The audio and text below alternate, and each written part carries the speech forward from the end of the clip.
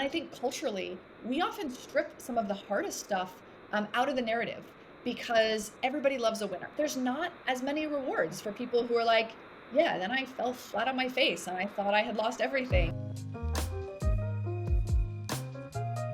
Kathryn, thank you so much for coming on the podcast. I'm so happy to meet you. Thank you. I'm really excited to be here. Okay, so we just broke down apartments, New York. We kind of like Friday evening right now, so we'll just jump right into it. I'm obsessed with the Muse. I feel like it's such a good fit for our audience. I'm sure that we already have like some like-minded listeners slash subscribers. So I am excited to dive into it. But first, before starting the Muse, can you walk us through what you were doing prior? Yeah. So let's see. So when I was little, I decided, probably age 13, so I guess not that little. I decided that for a career, I wanted to be either a ambassador with the State Department or a CIA agent. And it's so funny. I look Nothing back. in between. Yeah, I had such certainty for like a teenager. And I think it was partially because my family had moved to the Washington, D.C. area from Texas when I was about 12.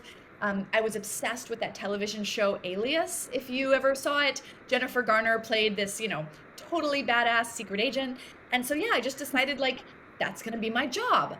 And luckily, fast forward to when I was about 22, in 2007, I had the chance to work at a US embassy in Nicosia, Cyprus.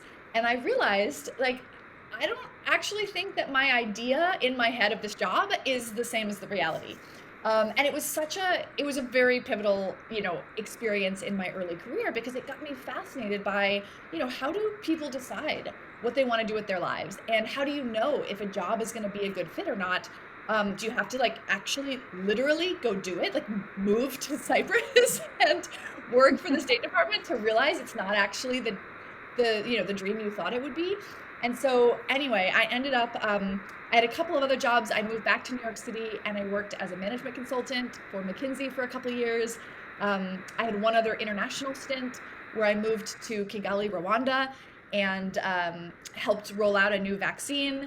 And the whole time I think I was just really fascinated by this question of like, am I going to find something that I like doing enough to do it for, a decade, much less the rest of my life? And yeah, I mean, thank goodness I found my way into entrepreneurship with the Muse because it was sort of the answer to that question that had not haunted me, but I think as someone that loves to run towards a goal, it was really confusing and it was really frustrating when I was younger, and I kept kind of moving in the direction of a career and then realizing like, oh shit, this isn't what I want to do at all.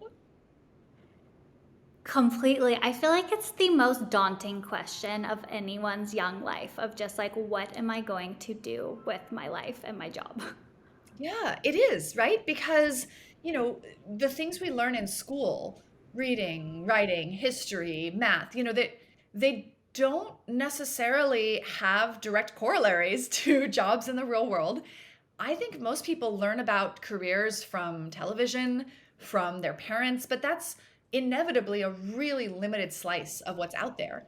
And yet, when you look at how many hours a week we spend with our jobs, I mean, it's more than we spend with our partners, with our pets, with our friends, with our kids. Like, work is such a core part of your life and of your waking hours. And I think the difference between someone who is in a job and in a career path that they enjoy, that they derive meaning from, and someone who feels disrespected or who feels stuck, like it's meaningful and it shows up your happiness or lack thereof in so many other areas of your life, but it's also not an easy problem to solve.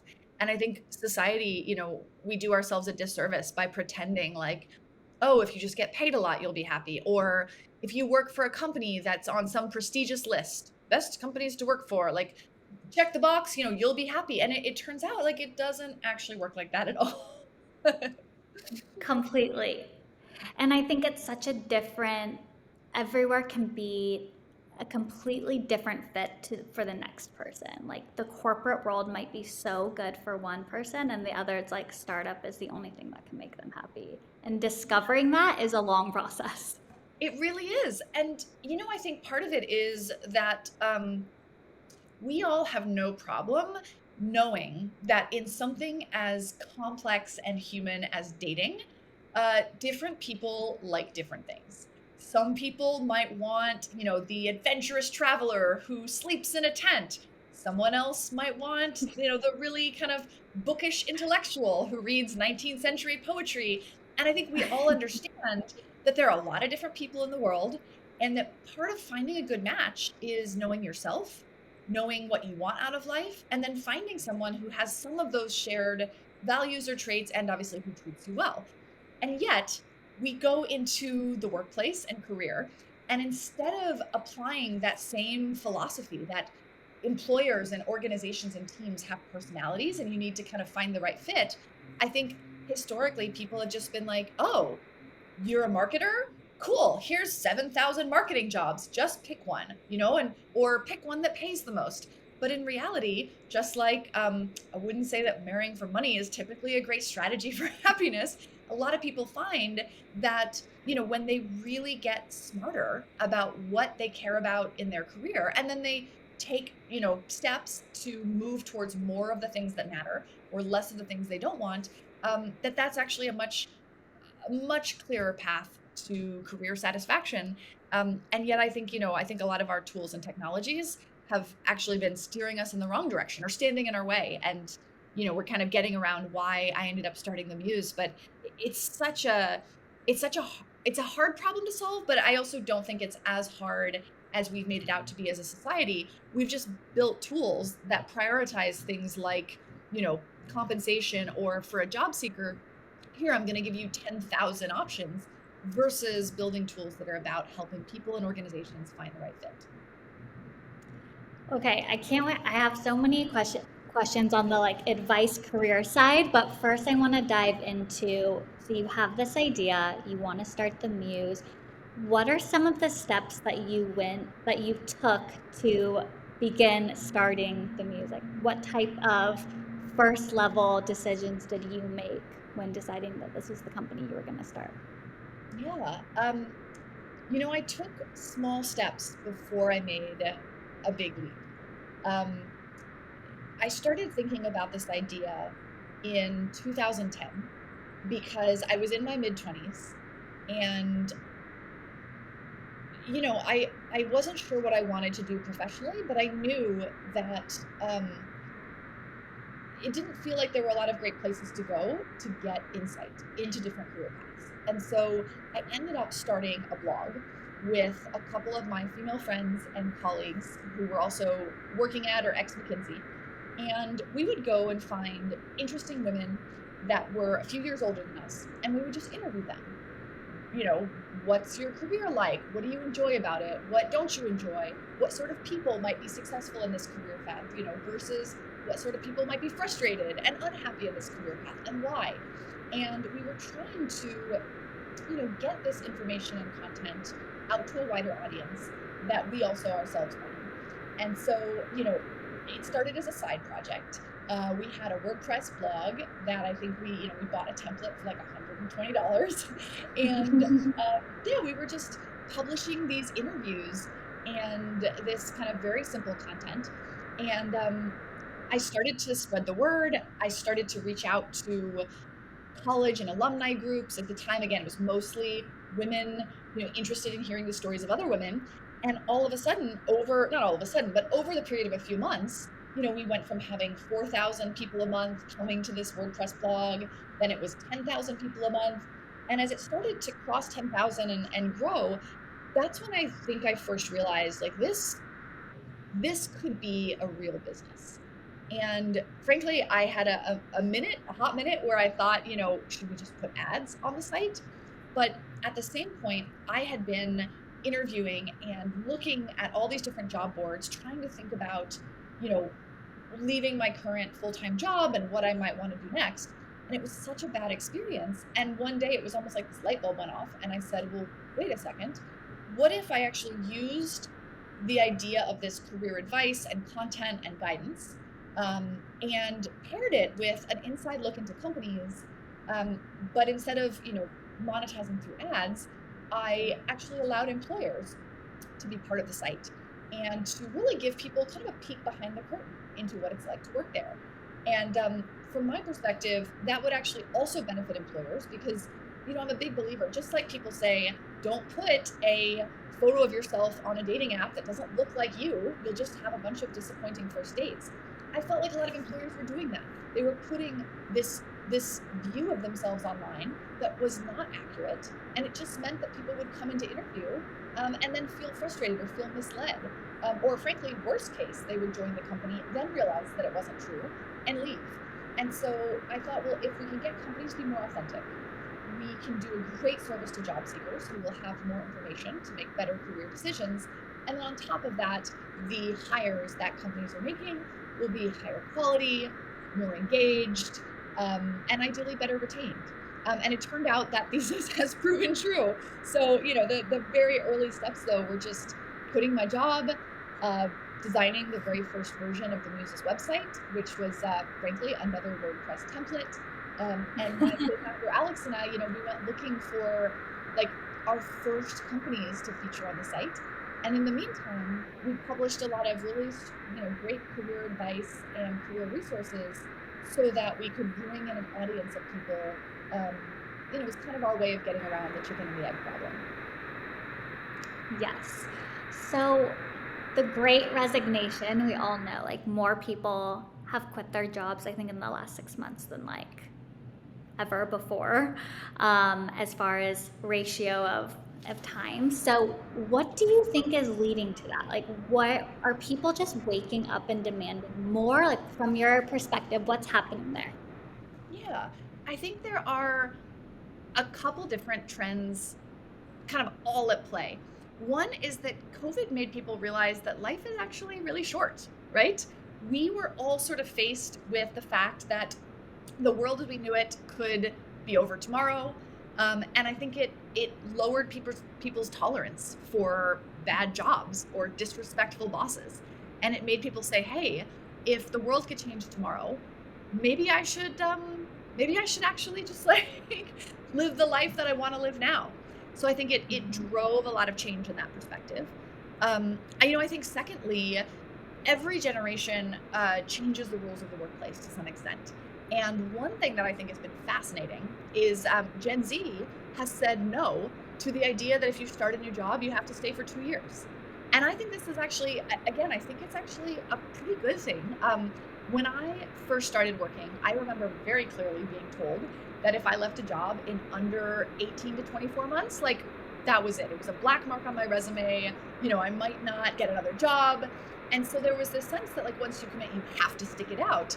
And, frankly, now the Muse just did a survey and 80% of people under 40 said that it's totally acceptable to leave a job in under 6 months if it's not as advertised.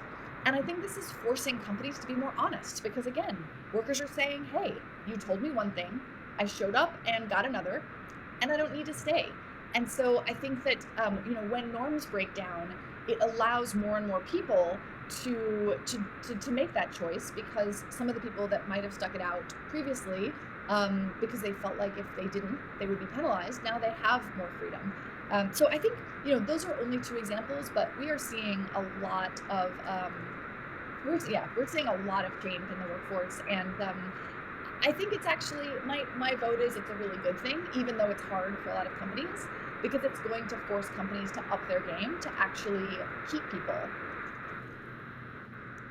Yes, I love how you compared it to dating. When I interview people, I'm the president of an e-commerce company, and when I interview people, I'm like so honest.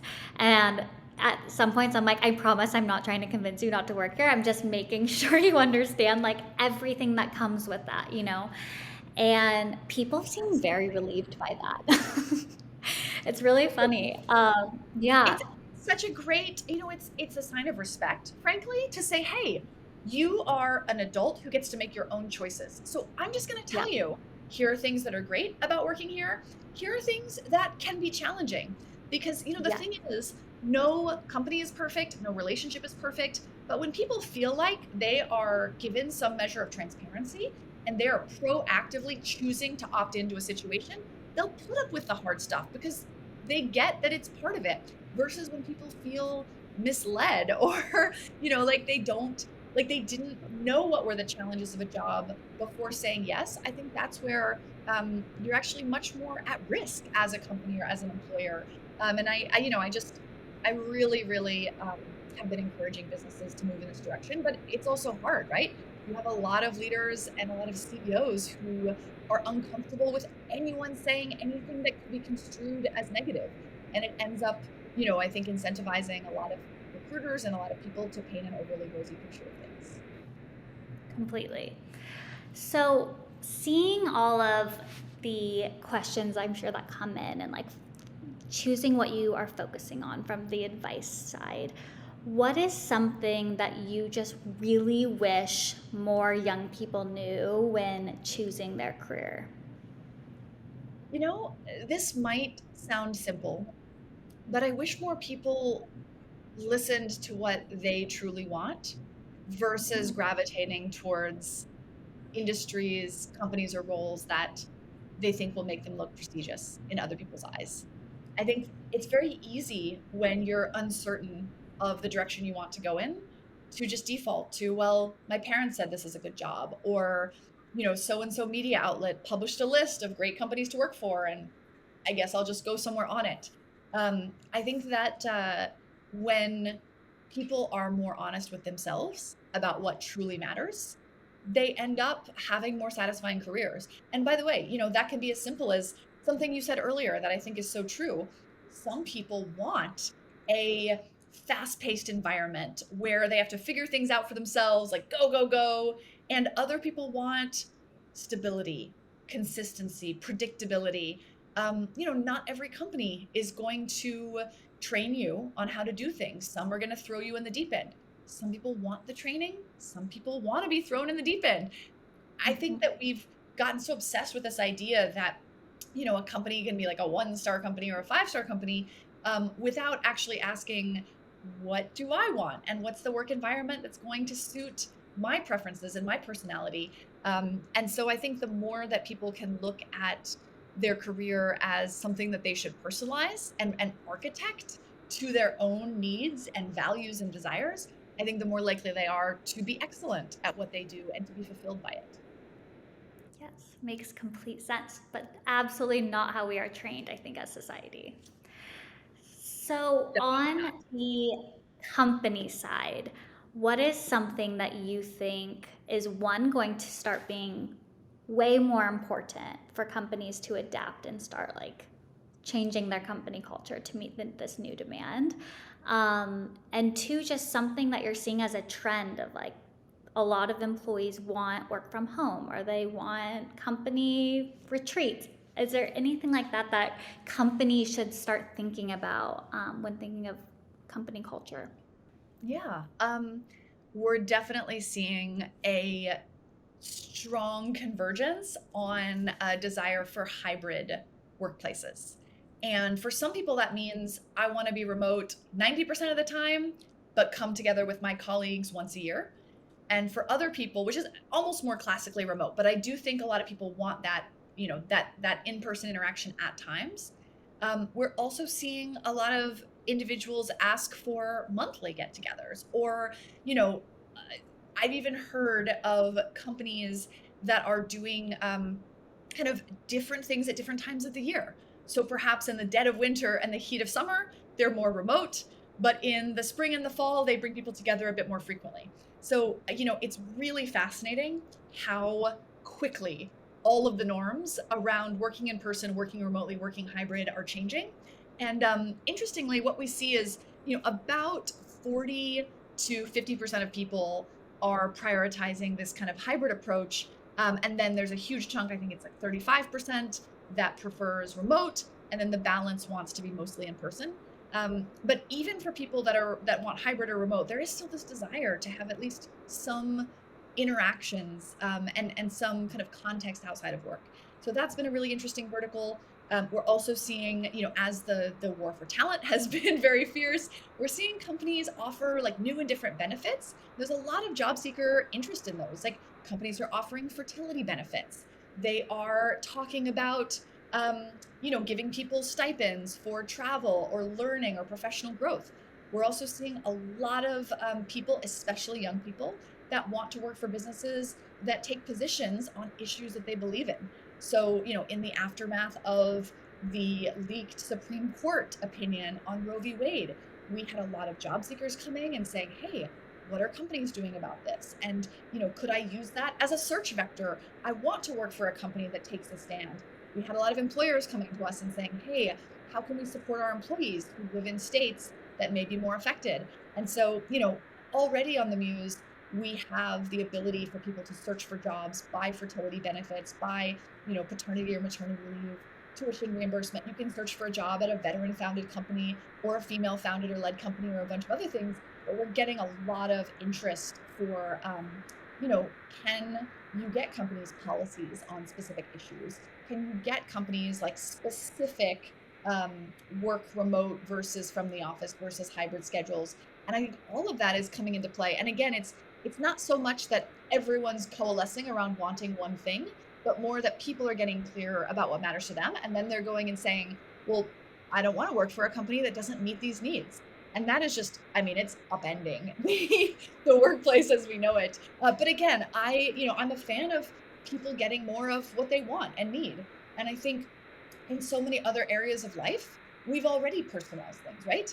If you and I go onto Netflix, we might not be recommended the same things. Online shopping, like there's so much variety. You get reviews of different products. Like you can see it from 17 different angles.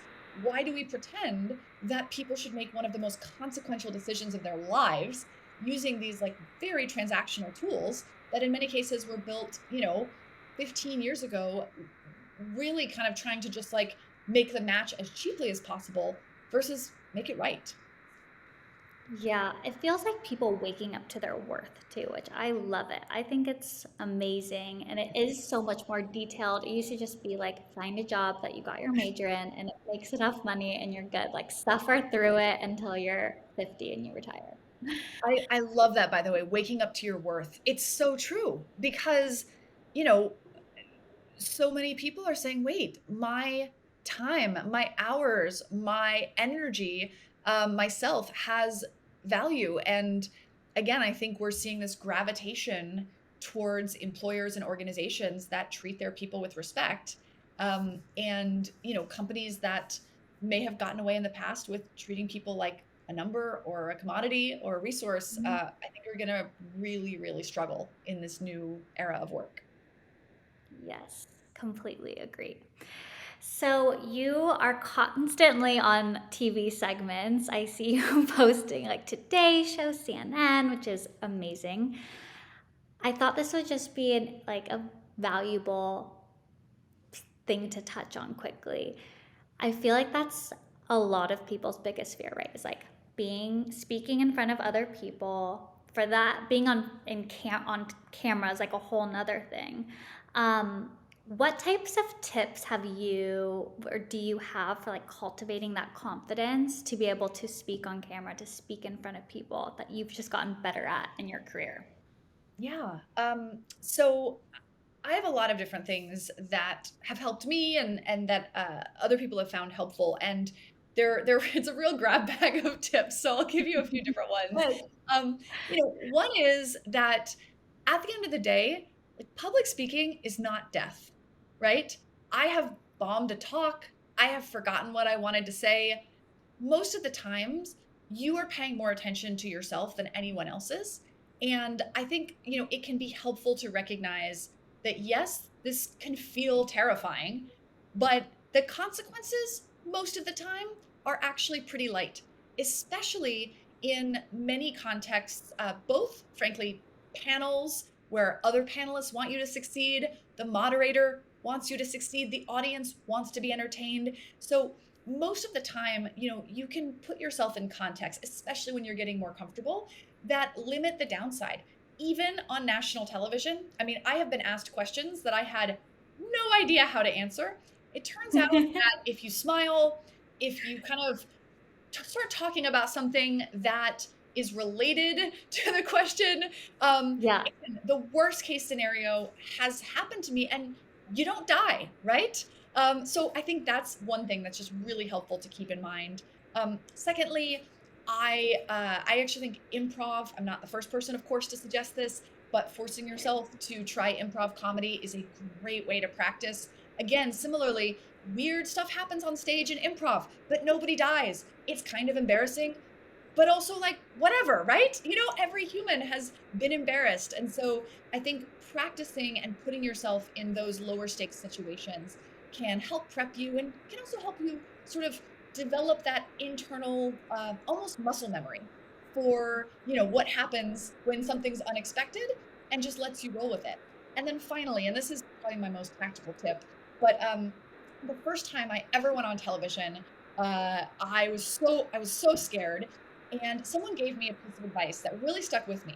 And I hope this lands with some people, but their advice to me was, that feeling when you're in a crowded bar or a party and you see someone that you think's really cute and they're kind of looking at you and you're kind of looking at them and they're watching you and you're talking to a good friend, but you're just a little sparklier. They're like, you're talking to your friend, but you know that this cute person is watching, and so you're just like a little funnier, a little sparklier. You're just a tiny bit turned up, even though you're pretending you don't know that they're staring at you, but they are. And so you're giving 110% socially, kind of being aware of their eyes. That is the best advice I have ever gotten for being on TV. Because when you're on TV, you're trying to pretend like you're just talking to the host, no big deal, but also the cameras are on you. And so for me, putting myself in that mindset of, cool, I'm just basically flirting with the camera while pretending not to pay attention. I don't know. I mean, it really helped me. And I found that advice, like at a minimum, I hope people get a kick out of it. But I actually do think it holds true because it's just that it's you, but it's just like 10% dialed up in a way that I think people in the audience or watching at home or watching from an audience, they find they tend to find compelling. And at the end of the day, also if you do make a mistake, which it happens, again, I've done it a number of times, like most people watching have been in that experience. So I think it's okay to be like, whoops, sorry, that didn't come out right. Let me rephrase. Or, you know what? I lost my train of thought, but another important point I wanted to make is X. So I always kind of write ahead of time just a few things I want to get across. So A, I can make sure to say them, and B, if I do get a little bit, tripped up by a question or surprised by something, I can kind of go back to one of those 3 or 4 things that I really wanted to communicate. That's such good advice. I love, love, love that. It's so true too. I think one time I recorded an online course and I had a part where I was practicing in between and I was like so completely talking to myself, like going through, like looking to making hand motions, and I'm like trying to think of how I wanted to say it. And it was all still running, and I accidentally uploaded that to my course, and I had no idea. I didn't edit it out. And this girl who bought it was like, my favorite part was seeing you behind the scenes. And I was like, what are you talking about? And then I realized I never edited out. I'm like mortified. But I do think, yeah, I think it's a process of getting better. You learn as you go, but that is like the biggest fear ever for so many people. Yeah, it is. And Really? our brains process a fear of public speaking or a fear of ridicule the same way that you process a fear of a predator. So I think having that second voice that's just like, the only way to get better is to do it. You're not going to die. You know what? If we really embarrass ourselves, well, we'll go out and have an extra glass of wine tonight and we'll laugh about it. It's going to be a great story in Totally. the future when I get better at this. Like, it just, I don't know. I think people also they appreciate the relatability of someone who doesn't get it perfectly, or maybe in the future you're great, but you use those times when you were scared and where you messed up to kind of help somebody later on realize that we don't just show up being perfect at public speaking. Like that's just not how it works. It No. is a combination of practice and also sometimes just like going for it, even if you feel like the world might fall down around you. Yes, and it really does feel that way. The fact that you had to say you are not dying is very telling because it absolutely feels like that Oh yeah. I sometimes. mean, by the way, I felt like my heart might stop. I felt like I've been like, I can't do this. Like Yeah, this is the end. And it's not, yeah, but your brain really thinks it is, and it's very convincing. completely. My thought is always, why did you say yes to this? Who did you think you were when you said that you could do this? And then, of course, you always can do it. Okay, Kathryn, this has been amazing. My last question for you is what would be your number one piece of advice for a woman who is wanting to start her own business? Hmm. My number one piece of advice would be to find your community. I think that starting a business is very hard for everyone. And frankly, I think it's often harder for women, but also deeply, deeply enriching and valuable, and I think can teach you so much about yourself. But I would strongly encourage anyone out there to start to put together kind of your community, your support group. And by the way, that can be a combination of people you follow who inspire you, media you consume that gives you tips, but also ideally, other founders in the trenches. And, it's valuable for so many reasons, but one of them is when things happen to you as an entrepreneur, it can often feel like I'm not good enough. If I was just better at pitching, I would have been able to close that deal or raise that money. If I was just a better entrepreneur, things would be easy. The fact is, they're just not easy most of the time, but it can be helpful to have, you know, other people, especially other women who are in the trenches, where you can look at them and say, she's a total badass. She's working her ass off. And yes, it takes time. It's hard. It doesn't always go right. But like sometimes it's easier to cheer people on and to understand the challenge and sort of be supportive anyway to someone else. And then, they can turn around and do that for you. And you can also look at yourself and be like, why am I being so hard on myself? I would never, I wouldn't do this to someone else. And so, you can also share tips, you can share advice. So I would say, like, gotta build your community because even for the founders that are successful, it is often incredibly hard. And I think culturally, we often strip some of the hardest stuff out of the narrative because everybody loves a winner. And there are a lot of rewards in our society for entrepreneurs who go out in public and say, oh, yeah, I had this brilliant idea, boom, started this business, and look at how successful I am. There's not as many rewards for people who are like, yeah, then I fell flat on my face and I thought I had lost everything. And I made a decision that wasn't the right one. And I had to, untangle the mess that I caused. But that's true of almost every person I know. And I know a lot of wildly successful entrepreneurs. It's not Yeah. always easy to talk about it. And so, I try and do what I can to talk about it. But I also think that sometimes you just get that insight from really, truly knowing someone and having them share things with you that they might not say on a podcast or on a national television interview, but that are so, so valuable to your journey and hopefully to theirs as well. Brilliant, brilliant advice. I love that. It was so nice to meet you. I think this is going to be so helpful for our community. Amazing. Well, thank you. I loved meeting you as well. Please send me the link. I can't wait to promote it. And when you come back to New York, let me know. We'll have to get a drink. I know, I would love that. Let's absolutely do that.